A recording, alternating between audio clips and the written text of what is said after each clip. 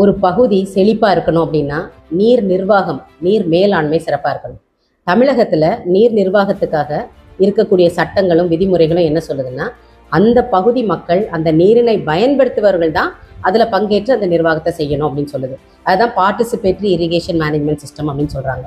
ஆனால் தமிழ்நாட்டில் இருக்கக்கூடிய இந்த நீர் மேலாண்மை, இந்த நீர் நிர்வாகம் எல்லா இடத்துலையும் இருக்குதா? ஒவ்வொரு குளங்களுக்கும் கால்வாய்களுக்கும் ஒரு தலைவரை தேர்ந்தெடுத்து, அதுக்கு ஒரு உறுப்பினர்களை தேர்ந்தெடுத்து, அந்த ஒரு நீரினை பயன்படுத்துவோர் சங்கங்களை உருவாக்கி அந்த நீர் நிர்வாகத்தை முறையாக செய்யணும் அப்படிங்கிறது தான் சட்டங்கள் வலியுறுத்துறது. நான் விவசாயி, நான் விவசாயியின் மகன், விவசாயிகளுக்கு தண்ணீர் கொடுப்பது தான் எனக்கு ரொம்ப சந்தோஷம், இப்படியெல்லாம் சொல்லக்கூடிய எம்எல்ஏ இருக்கிற ராதாபுரம் தொகுதியில் அதனுடைய முக்கிய நீராதாரமாக இருக்கிறது ராதாபுரம் கால்வாய். இந்த ராதாபுரம் கால்வாயில் நீரினை பயன்படுத்துவோர் சங்கங்களுக்காக நீர் நிர்வாகத்தை சிறப்பாக செய்கிறதுக்காக ஒரு எலெக்ஷன் நடக்குது. இந்த கால்வாயில் 8 ஆட்சி மண்டல தொகுதி இருக்குது. ஒரு ஆட்சி மண்டல தொகுதிக்கு ஒரு தலைவர், 4 உறுப்பினர்கள் எடுப்பது. மொத்தம் 40 பதவிகள் இருக்குது. இந்த 40 பதவிகளுக்கும் எந்த போட்டியும் இன்றி, காலி இடங்களும் இல்லாமல் 40 பேரையும் நாங்கள் தேர்ந்தெடுத்துட்டோம் எலெக்ஷனில் அப்படின்னு சொல்லிட்டு போட்டியின்றி தேர்ந்தெடுக்கப்பட்டார்கள்னு சொல்லி அவங்களுக்கு சர்டிஃபிகேட் கொடுக்குறாங்க. எப்படிங்க 40 பதவிகள் ஒரு போட்டி கூட இல்லாமல் தேர்ந்தெடுக்கப்படுவாங்க? 17,000 ஏக்கர் நிலப்பரப்பு பாசன வசதி பெறுது இந்த கால்வாய் மூலமான்னு சொல்கிறாங்க. வெறும் 40 பேர் தான் இந்த தண்ணியை பயன்படுத்துகிறாங்களா? மொத்தம் 40 விவசாயிகள் தான் இருக்கிறாங்களா? இந்த 40 பேரும் அப்போ எப்படி தேர்ந்தெடுக்கப்பட்டிருப்பாங்க? கட்சிக்காரங்களுக்கு தெரிஞ்சவங்க, சொந்தக்காரங்க, வேண்டியவங்க, இந்த மாதிரி அவங்களே ஒரு 40 பேரை எடுத்து அவங்களுக்கு ஒரு சர்டிஃபிகேட்டை கொடுத்து இவங்க தான் ஜெயிச்சாங்கன்னு அறிவிச்சிடுறாங்க. இவங்க ரெகுலராக கூட்டங்களுக்கு வர்றாங்களா?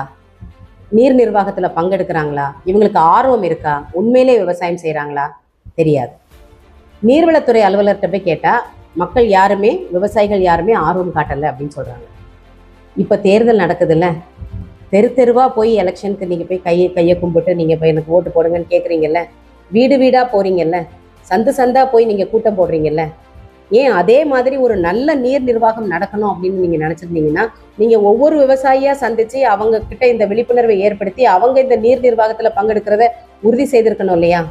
இன்னொரு பக்கம் உண்மையான விவசாயிகள் தண்ணிக்காக கஷ்டப்பட்டு எப்படியாவது தண்ணி கொண்டு வரணும்னு சொல்லி கை காசை போட்டு வேலை செய்து உழைக்கிறவங்க அங்கே அலுவலகத்துக்கு போனால் ஏதாவது ஒரு முறையீடு செய்தால், இல்லை இதை எங்களுக்கு செய்யணும்னு அழுத்தம் கொடுத்தா நீரினை பயன்படுத்துகிற சங்கங்கள் பார்த்துப்பாங்க, நீங்கள் உங்கள் வேலையை பார்த்துட்டு போங்க அப்படின்னு சொல்கிறாங்க. கூட்டத்துக்கும் வர்றதில்ல, ஆனால் போகிறவங்களையும் உங்களுக்கு இதுக்கு சம்மந்தம் இல்லைன்னு திருப்பி அடிக்கிறாங்க. அதையும் மீறி இந்த விவசாயிகள் திரும்ப திரும்ப அழுத்தம் கொடுத்தா நீர்வளத்துறை அலுவலர்களுக்கு ஃபோன் பண்ணி இந்த எம்எல்ஏ என்ன சொல்கிறாரு, நீங்கள் அவங்க மேலே ஒரு கம்ப்ளைண்ட்டை கொடுங்க, போலீஸ் ஸ்டேஷனில் எழுதி கொடுங்க, நான் பார்த்துக்கிறேன் அப்படின்னு சொல்கிறாரு. அவங்க திரும்ப திரும்ப மாவட்ட ஆட்சியரகத்துக்கு போய் அங்கே உள்ள விவசாயிகள் குறைதீர்ப்பு கூட்டத்தில் திரும்ப திரும்ப லெட்டர் கொடுத்தா மாவட்ட ஆட்சியருக்கு ஃபோன் பண்ணி நீங்கள் அவங்களெல்லாம் உள்ளே விடாதீங்க அப்படின்னு சொல்கிறாரு. என்ன மாதிரியான நீர் மேலாண்மைங்க இது?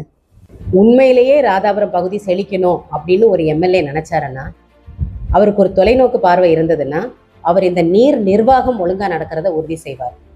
இந்த நீரினை பயன்படுத்துவோர் சங்க தேர்தல்களை முறையாக நடத்துறதுக்கு அலுவலர்களோட சேர்ந்து, விவசாயிகளோட சேர்ந்து அதற்கான எல்லா முயற்சிகளையும் எடுத்திருப்பார். போதுமான நிதிகளை அதுக்கு கொடுத்து அவங்களோட தேவைகள் என்னங்கிறத உணர்ந்து அவங்களோட சேர்ந்து வேலை செய்திருப்பாரு.